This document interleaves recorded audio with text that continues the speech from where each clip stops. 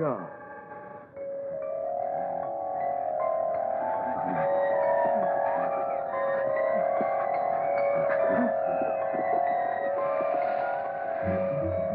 He's on! Kill me. Put this stake in my heart. Please. My mind is gone. I want your blood.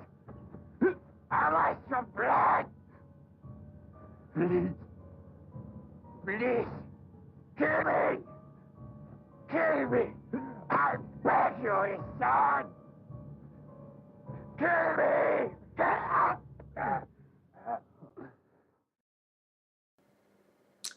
Hello there again, everyone. This is Joe Monster reporting to you from the DepraVlog here at From Beyond Depraved. You might be wondering what it was that you just saw there. That is the subject of today's video. That was a clip from the film Crypt of the Living Dead, otherwise known as Hannah, Queen of the Vampires. Some of you might have thought that moment was just a bit cheesy there with all the fake plastic fangs, but believe it or not, that was actually one of the better moments from the film, but we'll get more into that later. So today's video is just a review of Crypt of the Living Dead, which I previewed just a few nights ago. Crypt of the Living Dead is happens to be one of those films that is packed on the Mill Creek DVDs, you know, the ones that have the 50 public domain films all crammed together in that one collection. So the other day I had the privilege of watching one of those. It was kind of on the luck of the draw that I chose Crypt of the Living Dead. Kind of gets started on this island in the Mediterranean, and it all gets kick-started when for some reason Nathan Lane decides to go poking around in a crypt, go figure.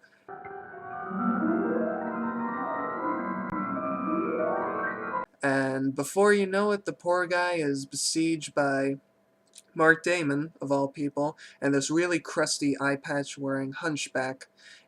If that wasn't the recipe for a bad day, would you believe it that they actually kill him? I know, didn't see that coming, right? After they strangle him, for some unforeseeable and completely unexplained reason, Mark Damon and the hunchback place Nathan Lane under this stone sarcophagus that's in the crypt, belonging to Hannah, of course, and they break away the supports that are holding this sarcophagus up, and it collapses onto Nathan Lane's body. And just when we think we're going to see like a really cool beheading or something,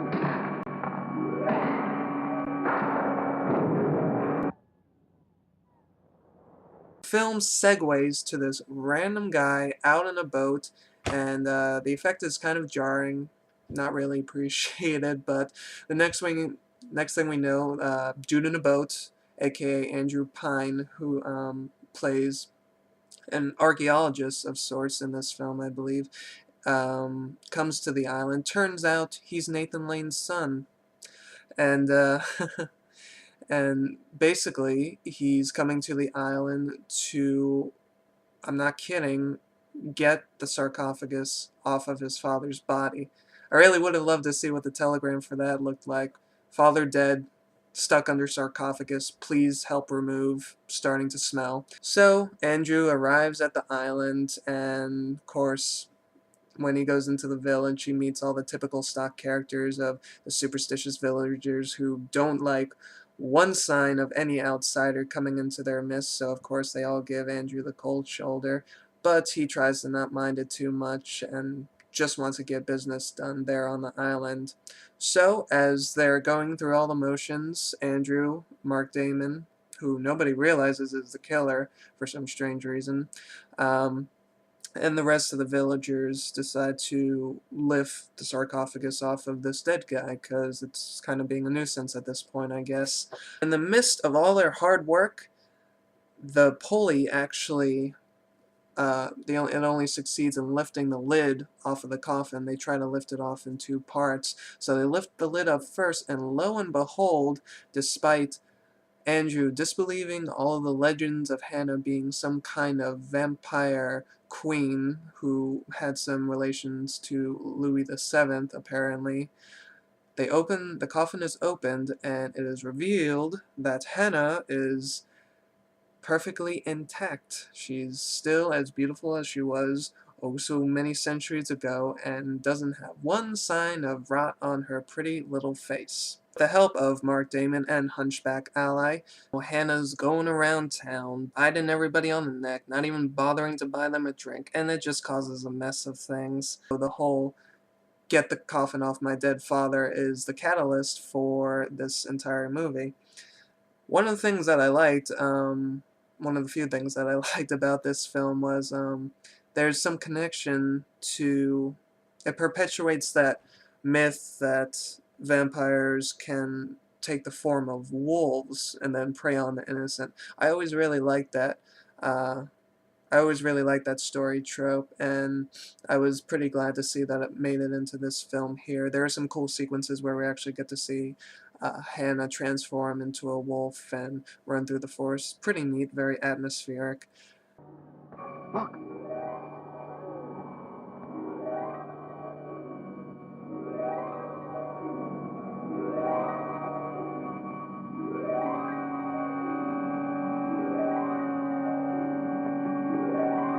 There's even one scene where she goes so far as to kill a dog. Not just any dog, mind you, but a blind man's seeing dog. Check it out.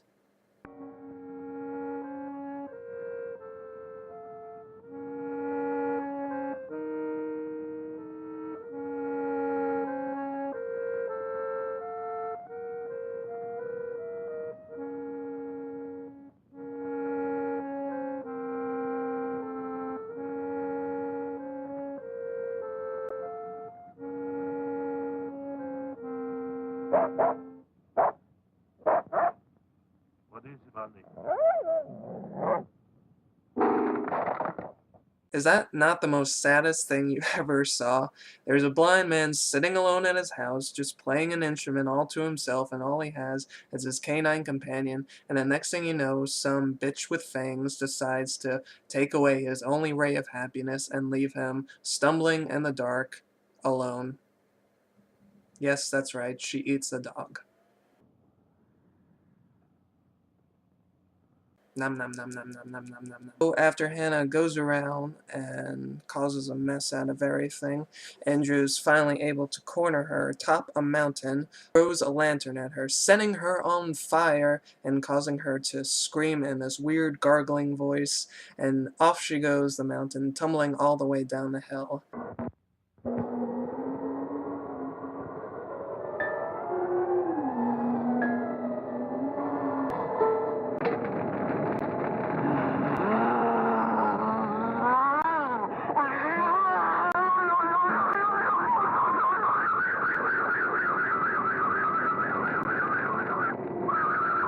But that's not the end of her yet. She comes back to life for one more round.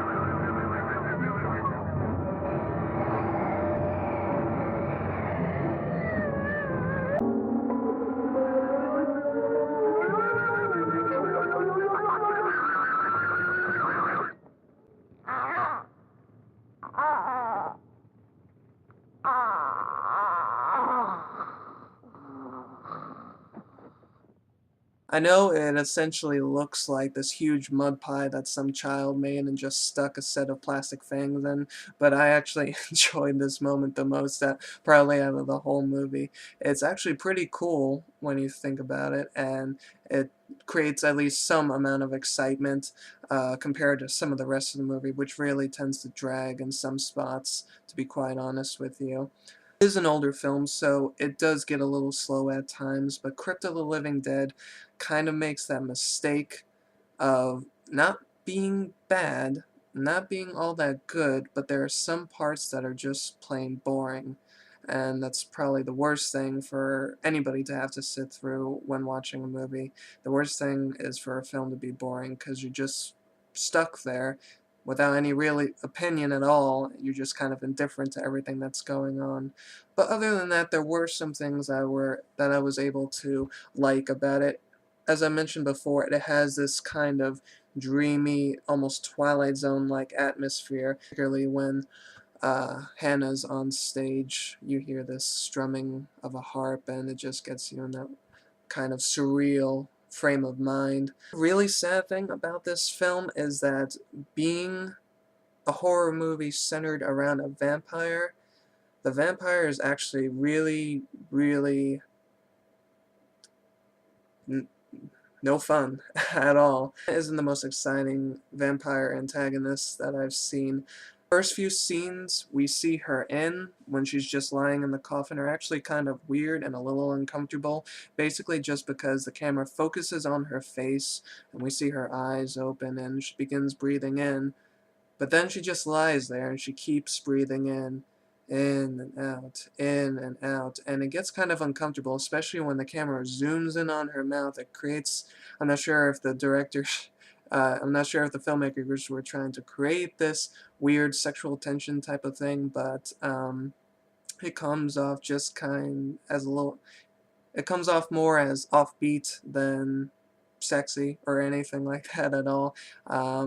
And it was just actually kind of more funny to watch than anything else, really.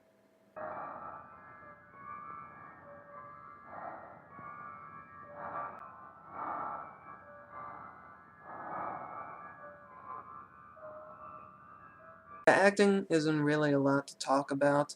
Mark Damon as the slightly cuckoo brother slash killer slash high priest of Hannah overacts a little bit. This is mostly to my amusement. See for yourself.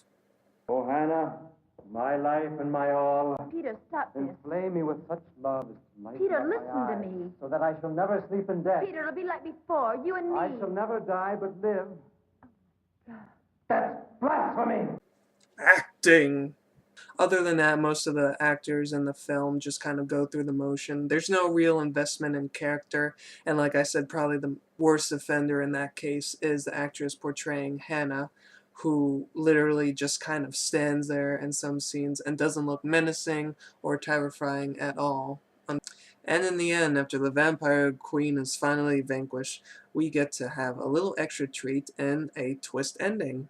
Who'd have seen it?